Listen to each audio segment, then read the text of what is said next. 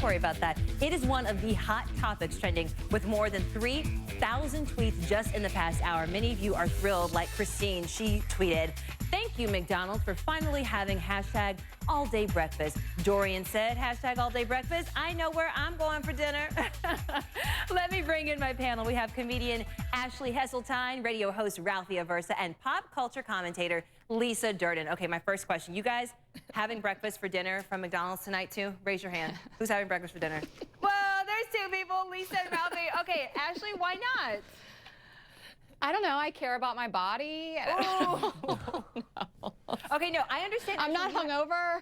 Okay, wow, that's a little TMI for you. I need you to you're not give me hungover because the you had tweet coffee that from you were going to McDonald's. tell me about, Ashley. What was the tweet you were going to share with me? So the best part of this is IHOP is going in on Twitter. They tweeted a couple days ago, low-key been serving breakfast all day since 1958, and today they posted, shouts to everyone trying to offer breakfast all day, shoot your shot. Oh. So there have been shots fired. Now people are going in on IHOP.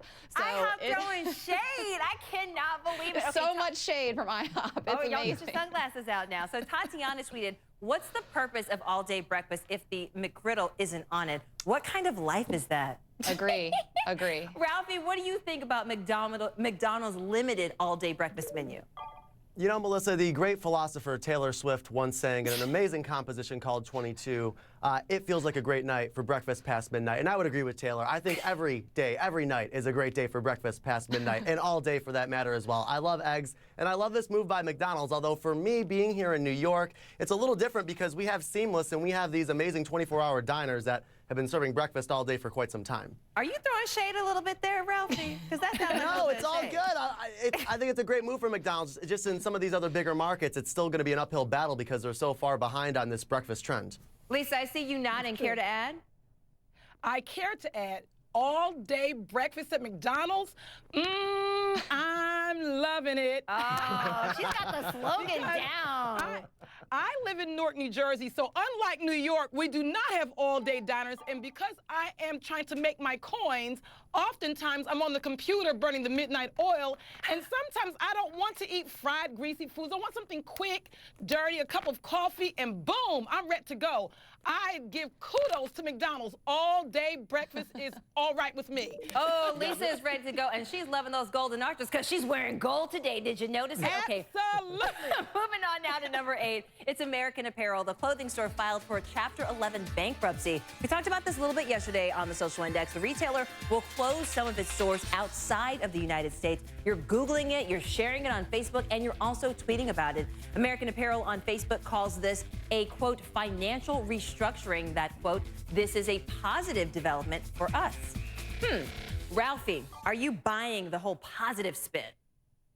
No, not at all, because American Apparel has just been so stubborn in the way they've gone about their business. I mean, I'm sorry, but I'm not going to pay double the price for a white V-neck tee that I could get somewhere else that I may enjoy even more. I mean, it's just, this doesn't come as a surprise to me whatsoever. And again, you look at all of these retailers, the brick and mortar retailers, the ones that have refused to adapt to the times have been the ones filing for bankruptcy, like Radio Shack and American Apparel. Ashley, do you think this is a long time coming for American Apparel? I'm just going to say American Apparel was started by a total scumbag, Dov Charney. He's been in multiple lawsuits. It's like the sexual harassment and everything. So, I mean, you know, it's just karma. Lisa, you're nodding also. You're in agreement?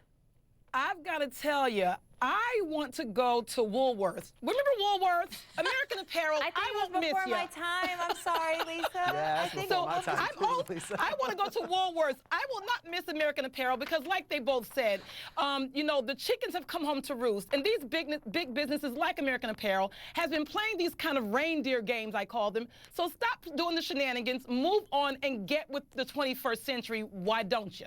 Okay, so a lot of people not buying that positive spin, or at least my panel Not at all. today. Not at all. Okay, guys, let's move on to something more serious here. It's number 7, Umpqua Community College. The Roseburg community is still reeling after 9 people were gunned down and killed. Hashtag UCC shooting has been tweeted more than 320,000 times.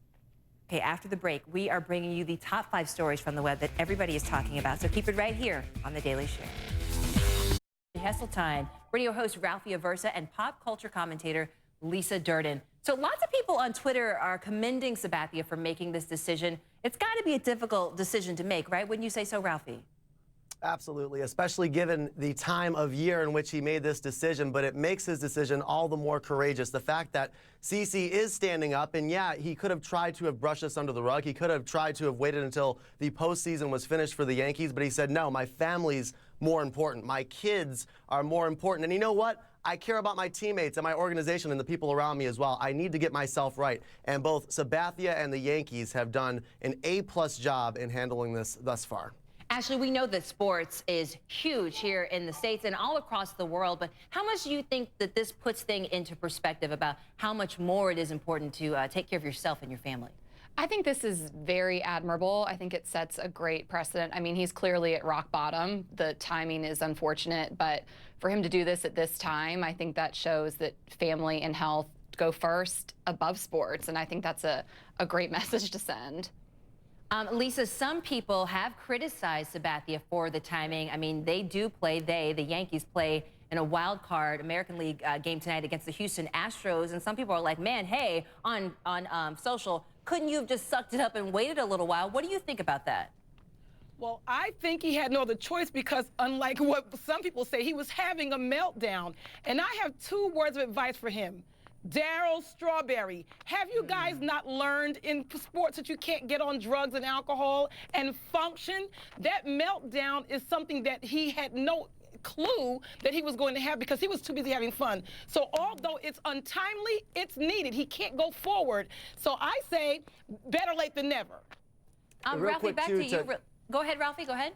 Yeah, I was just going to piggyback on Lisa's comment. She brings up Darryl Strawberry, and yesterday during the press conference with manager Joe Girardi, Strawberry was brought up, not his battles with demons, but rather the fact that in '98, right before the Yankees made that big World Series push, he was diagnosed with cancer, and the team really rallied around Darryl.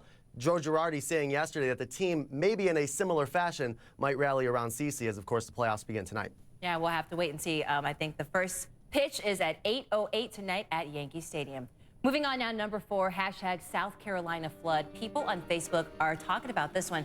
President Obama ordered federal aid for the Palmetto State because of catastrophic flooding there caused by severe storms and flooding. Some areas seeing as many as 20 inches of rain. Since Saturday, 18 dams have failed or have been breached, and at least 11 people have been killed in weather-related incidents.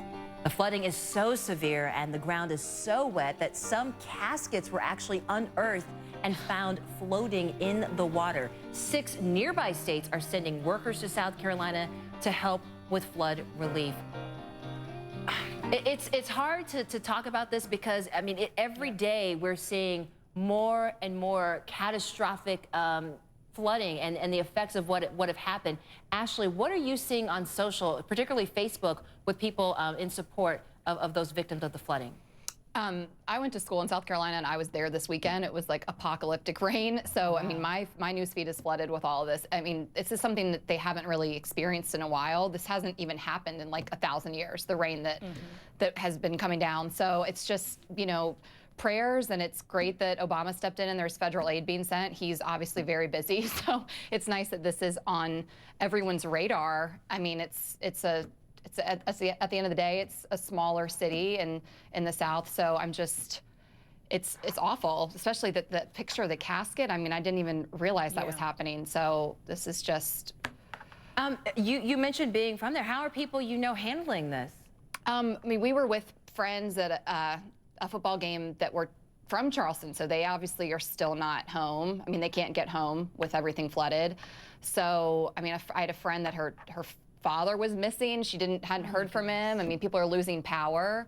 So it's just, I mean, I'm not comparing it to Katrina, but what can you do besides wait for it to pass and try to stay safe and open your home up to loved ones if they can get to you?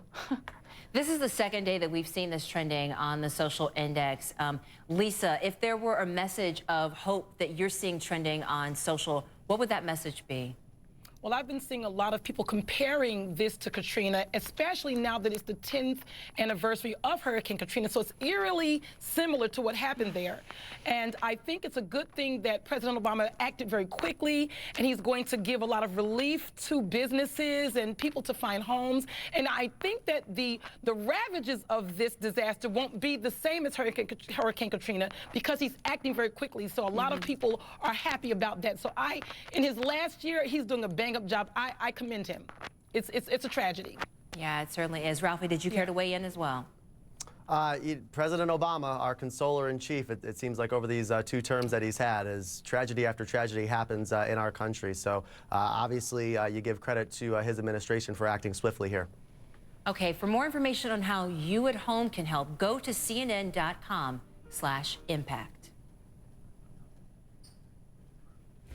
Let's move on now to number 3. It is hashtag Windows 10 devices. So Microsoft held a press conference today in New York City about all of the products they are planning to launch just in time for the holidays. Get that holiday shopping ready. So the company is expected to release a new smartphone and next generation versions of the Surface tablet. And a lot of people were talking about their HoloLens. I haven't seen it yet. If you guys have seen it, tweet me pictures at Nolzo. I'd love to see it. Okay, up next, we are going to break down the top 2. Don't go anywhere. Stay right here with us on The Daily Share. Hey there, thanks for sticking around. Welcome back to The Daily Share, where we are continuing to count down the top stories on the HLN Social Index. Coming in at number 2 is the Seattle Seahawks. They improved to 2-2 after holding off the Detroit Lions last night. Final score 13-10, but it is how the Monday Night Football game ended that has everybody talking. Okay, so the Lions were inches from taking a lead in the final moments of the game when Seahawks Cam Chancellor, watch this, he swats the ball out of Calvin Johnson, Megatron's hands. KJ Wright then batted it out of bounds. The refs ruled it a turnover, giving Seattle the ball. But here's the big but. Immediately after the game, the NFL admitted that it should have been ruled an illegal bat by Wright, which would have given the ball back to Detroit on the goal line. So, of course, the internet has some fun with this, like this tweet from SB Nation, who said, "Can't blame the ref. No way he could have seen this." What do you guys think? I'm going to go back to my panelists here. Ralphie, what do you think?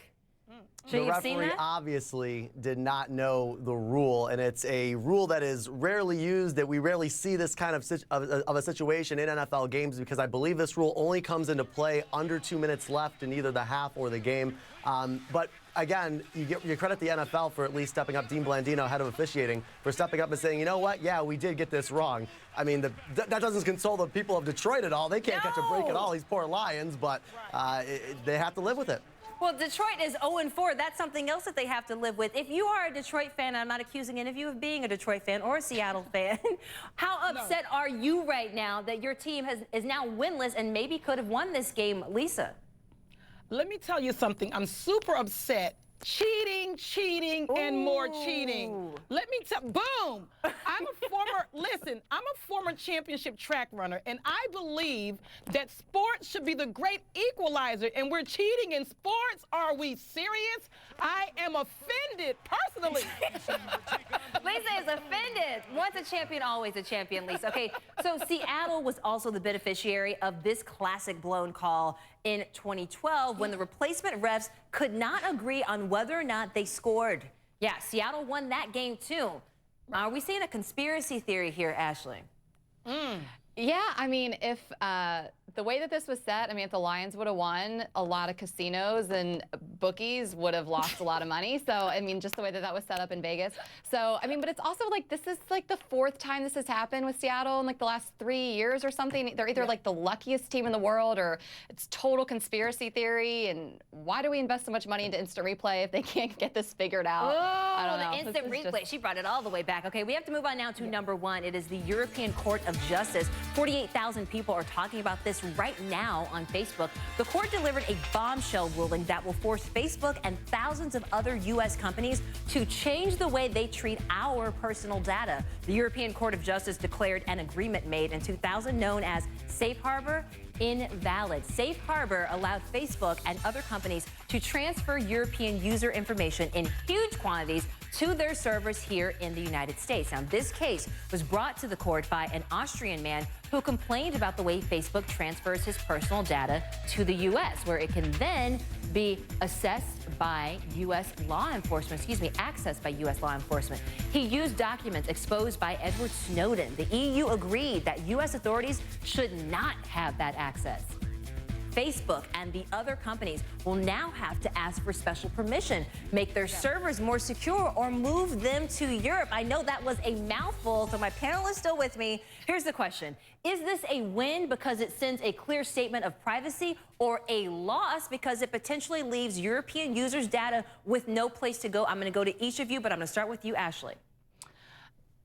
I mean, Facebook is so terrifying. I mean, I'm on it 23 hours a day, but it's just like they know everything about us. So I think bringing this stuff to light is good, but also if this act changes, it could affect a lot of other companies like Amazon and that deal with shipping goods to Europe and collecting their information for payment. So I mean, it could have a huge impact, or this could be, you know, a bunch of talk about nothing. So either way, but I mean, I'm always happy when privacy stuff gets brought up because we have none. They know everything. So right.